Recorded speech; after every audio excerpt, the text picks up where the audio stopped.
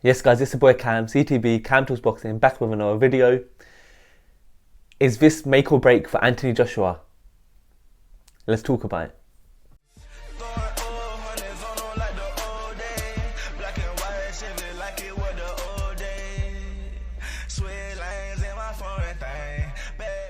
Let's go straight into it. Anthony Joshua is facing Jermain Franklin on April 1st in the UK, live at the O2, live on DAZN Boxing. And you heard the question, look, is it make or break for him? Anthony Joshua is now 24-3, 22 knockouts. That knockout ratio is still impressive. He's a power puncher, one of the biggest punchers in the heavyweight division and inside boxing. But he comes against a kind of slightly more known, but prior to his previous fight against Dillian Whyte, rather unknown name in Jermain Franklin. He's from the US. He's nicknamed the 989 Assassin, or Baby Assassin it might be. But look, I was really impressed with his last performance against Dillian Whyte. Jermain Franklin is 21-1.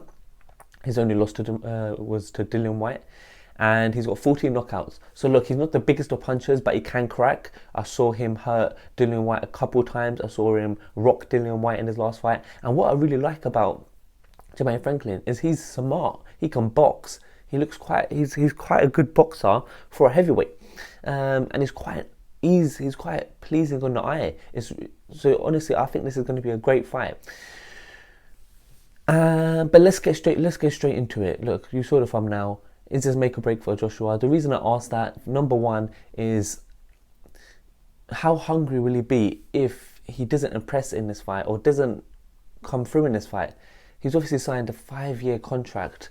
I think, is it 5 years or is it 5 fights with DAZN? So he's obviously looking to fight for the next 2 to 3 years at least, depending on how active he is.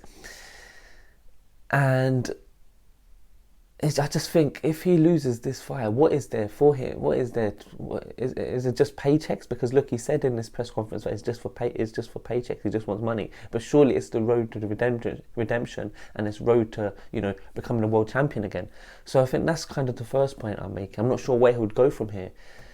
And second point I'd say is because look, I know he's you can argue he's one of the biggest stars in boxing, but look, at the moment he hasn't sold out the O2, and I'm just thinking, is this kind of the downfall of AJ? Is this the decline of AJ? Normally he sells out stadiums, he sells out any event quicker than anyone, and now he's struggling to sell out the O2.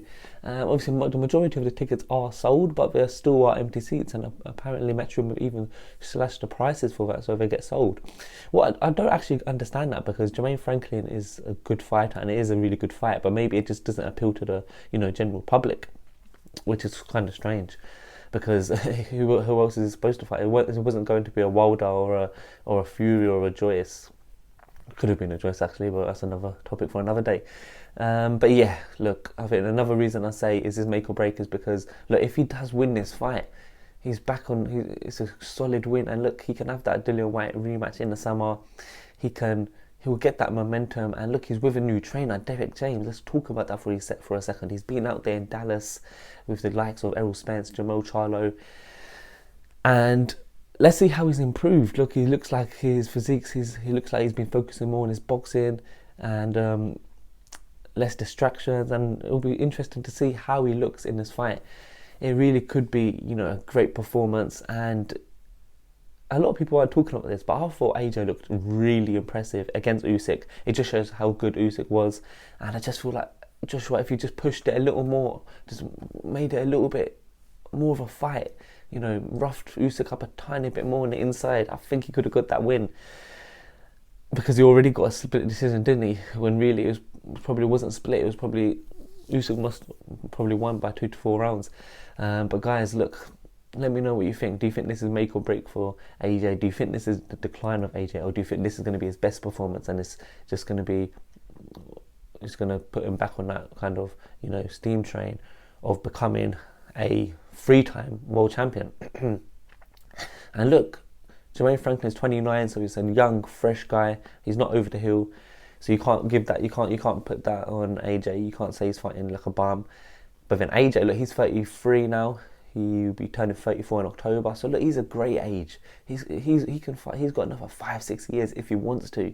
Obviously, depending on how he looks after himself in the next few fights. He's got a long time. He's young, and it's kind of good that he's really learning and getting out there to kind of improve as a fighter. But guys, let me know what you think. Let me know what you make of the fight. I'll give my prediction a week of the fight. But guys, I'll be back over another video. Her name. Talking numbers on the phone while I'm getting brains. Switch 4 lanes.